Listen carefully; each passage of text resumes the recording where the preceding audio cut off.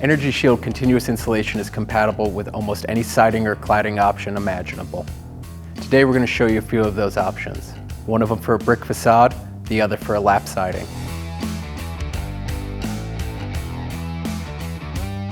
Today we're going to be showing you an option for installing lap siding and a number of other siding products over what's called a rain screen.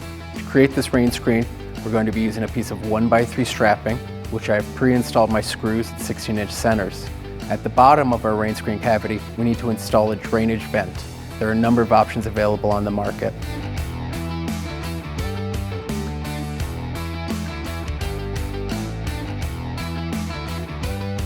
Now that we have our 1x3s up and installed on our wall, we have to do something to address trim options for our exterior corners. I like to create a rip of 3/4 inch plywood into an L-shaped outside corner and pre-install my screws. This can then be put over the corner to create solid nailing and fastening for any trim and cladding that goes over it.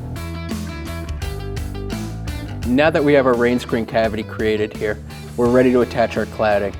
One of the benefits of having this strapping here is it gives us a solid attachment point for any type of cladding that we want to put over it.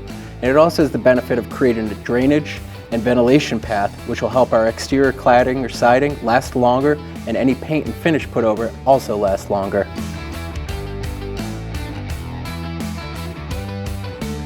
EnergyShield continuous insulation is available pre-slid at 16 and 24 inch widths for installation with brick ties, or you can use a product like this from Roden House.